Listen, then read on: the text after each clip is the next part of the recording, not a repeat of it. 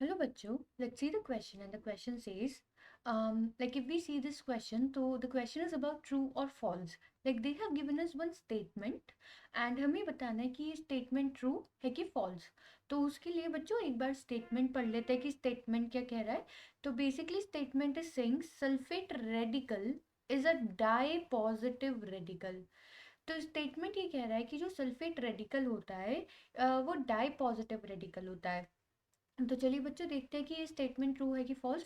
तो first of all हम देख लेते हैं की कॉन्सेप्ट फॉर दिस क्वेश्चन.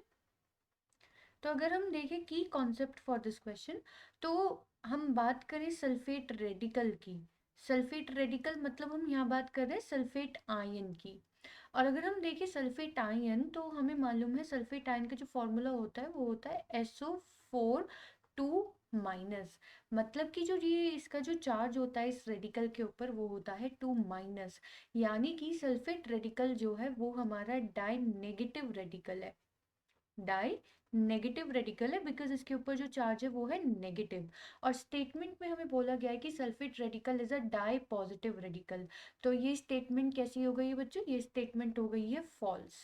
तो आई होप आपको ये क्वेश्चन समझ में आ गया होगा. Thank you.